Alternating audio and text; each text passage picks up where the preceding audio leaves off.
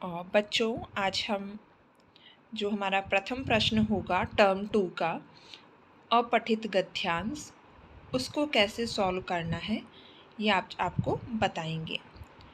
जब हमें पेपर पढ़ने के लिए 15 मिनट एक्स्ट्रा मिलेंगे 10-15 पे, तब हमें सबसे पहले जो अनसीन पैसेज है उसको अच्छे से पढ़ना है। अच्छे से पढ़ने पर हमें समझ में आ जाएगा कि पैराग्राफ किस पर लिखा हुआ है, क्योंकि हमें एक प्रश्न 1 नंबर का शीर्षक का लिखना होगा, जो अधिकतर बच्चे छोड़ देते हैं। 1 मार्क्स का आपका क्वेश्चन होगा, तो ये पूरा सतसंगति ही के ऊपर लिखा हुआ है। तो हमारा जो शीर्षक होगा वो हमेशा प्रथमा विभक्ति में होगा, यदि हम एक शब्द लिख रहे हैं तो। यदि हम 2 शब्द लिख रहे हैं तो पहला वाला जो शब्द होगा वो षष्ठी का होगा और दूसरा वाला प्रथमा का होगा। लेकिन यहाँ हम एक ही शब्द लिख रहे हैं तो प्रथमा विभक्ति में है, तो इस पूरे पैराग्राफ का शीर्षक होगा सतसंगति ही। इसके बाद आते हैं हम एक पदेन उत्तरत, एक पद में उत्तर दो। केषां संसर्गेण बहवः दोषाः भवन्ति।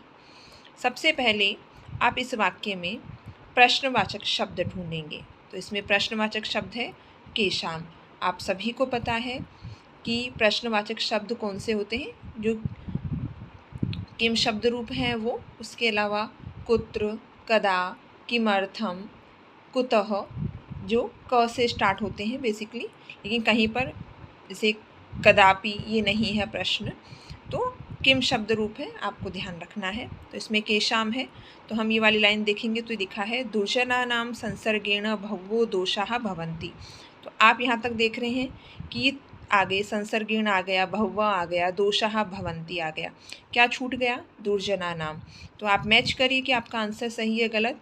तो यहाँ पे देखेंगे ये षष्ठी बहुवचन है और हमारा प्रश्न भी षष्ठी बहुवचन है केशाम, तो हमारा आंसर होगा दुर्जनानां। बाल्यकाले कैः सह संगतिः कदापि न करणीया। इसमें प्रश्नवाचक शब्द है कैः, तो हम ये शब्द ढूंढेंगे। बाल्यकाले दुर्जनैः सह संगतिः कदापि न करणीया। बाल्यकाले है, सह संगति कदापि न करणीया दिया है, तो ऐः से दुर्जनैः, ये इसका आंसर होगा। मनुष्यः केन असद्वृतो भवति। आप देखेंगे दुर्जन संसर्गेण मनुष्यो असद्वृतो भवति, तो केन तृतीया एक वचन है, इसलिए दुर्जन संसर्गेण, एन से एन। बाल्यकाले कस्य उपरि संसर्गस्य प्रभावः भवति। फर्स्ट लाइन में देखेंगे बाल्यकाले विशेषतः बालकस्य उपरि संसर्गस्य प्रभावो भवति, तो बालकस्य, कस्य से बालकस्य। पूर्णवाक्येन सत्संगतिः किमर्थं करणीया। स्वयशोवृद्धये सुखस्य शान्तेः च प्राप्तये सर्वैरपि सर्वदा सत्संगतिः करणीया। तो आपको जहाँ ये शब्द मिले आप उसको ढूंढ करके पूरे वाक्य में उत्तर लिखेंगे। आपको उत्तर समझ नहीं आ रहा है तो आप यहाँ तक भी लिख सकते हैं, लास्ट तक भी, तो आपका वाक्य गलत नहीं होगा। दुर्जन संसर्गेण काः हानयः भवन्ति।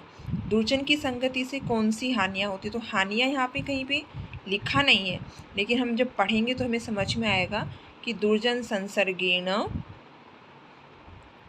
मनुष्यो असद्वृतो भवति, दुर्विचारयुक्तो भवति, तस्य बुद्धिर्दूषिता भवति, अतः बुद्धि क्षीयते, दुर्व्यसनग्रस्तो भवति, तस्य शरीरं क्षीणं निर्बलं च भवति, तस्य कीर्तिः नश्यति, सर्वत्र अनादरो भवति, सर्वत्र अप्रतिष्ठाभाजनं च भवति। आप यहाँ तक इसका आंसर लिखेंगे।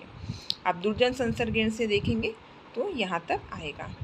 अब आता है यथा निर्देशम उत्तरत। दुर्जन संगतिः इति पदस्य विप्रयः कः। विप्रयः, प्रयः मतलब तो पर्यायवाची वी लग गया, मतलब विलोम बताना है। तो जिस विभक्ति में प्रश्न उसी विभक्ति में आंसर। तो दुर्जन संगति ही प्रथमा, तो सतसंगति ही इसका आंसर है। आप लोगों के इसमें ऑप्शंस नहीं होंगे, आपको ढूंढना पड़ेगा। दोषाः ये विशेष्य पद है, इसका विशेषण। तो आप देखेंगे कि दोषाः शब्द कहाँ लिखा है, वहाँ पर जाएंगे आप। दुर्जनानां संसर्गेण बहवो दोषाः भवन्ति।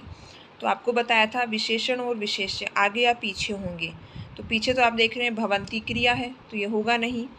संसर्गेण में तृतीया है, दुर्जनानां में षष्ठी है, दोषा में प्रथमा, तो बहुवः इसका विशेषण है, बहुवः इसका आंसर होगा। वर्धते इति पदस्य विलोम पदम गद्यांसे किम प्रयुक्तम। वर्धते मतलब बढ़ता है, इसका विलोम बताना है तो क्षीयते यानी घटता है। करिष्यति इति क्रियापदस्य कर्तृपदम किम। आप देखेंगे करिष्यति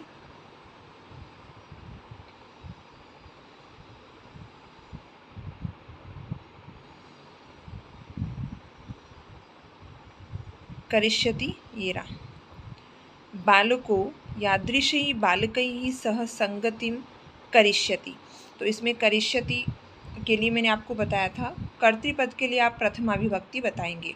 तो प्रथमा इसमें है बालकः में, तो इसका आंसर होगा बालकः। प्रथमा विभक्ति में ही कर्तृपद होगा हमेशा। तो आप लोगों को समझ में आया होगा कि कैसे आपको उत्तर ढूंढना है।